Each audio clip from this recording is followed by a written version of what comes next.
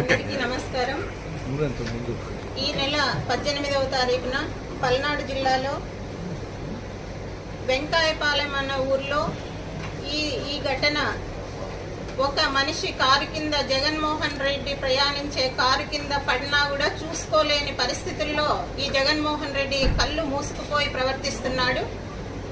అది మనిషి పడ్డారని తెలిసి పక్కకు లాగేసి మనిషి చావుకు కారణమైనా కూడా మరీ సమర్థించుకుంటూ మీకు 4 రోజుల తరువాత వీడియోలు దొరికాయా అని వితండ వాదన చేస్తూ ఒక్కొక్కరు ఒక్కోలా మాట్లాడుతూ మా కార్యకర్త చనిపోతే మీకేంటి అని ఒక్కొక్కరు ప్రశ్నిస్తూ ఈ రోజు కూటమి ప్రభుత్వాన్ని విమర్శిస్తున్నారు.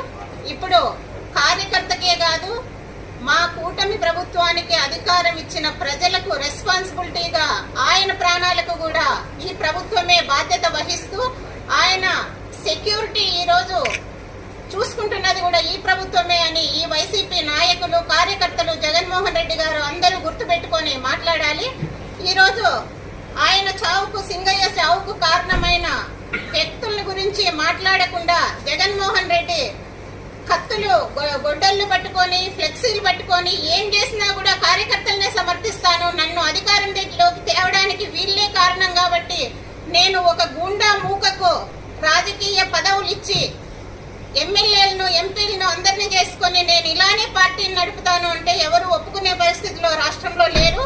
కాబట్టి మీరు అన్ని అర్థం చేసుకొని 11 సీట్లకు దిగజారిపోయినా కూడా మీ అహంకారం ఈ ఆంధ్రప్రదేశ్ పైన చూపిస్తున్నారు. ఇవన్నీ మానుకొని పరిపాలనలో ఏమన్నా లోపాలను ఎత్తి చూపితే ప్రజలకు ఉపయోగకరంగా ఉంటుంది. చెప్పిన హామీలు కానీ నెరవేర్చనివి కానీ ఇలాంటివి మీరు రైజ్ చేసి ప్రభుత్వాన్ని అలర్ట్ చేయాల్సిన బాధ్యత ప్రతిపక్ష పార్టీకి ఉంది.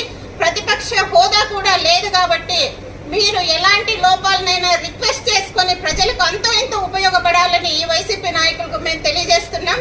జై జనసేన, జై హింద్.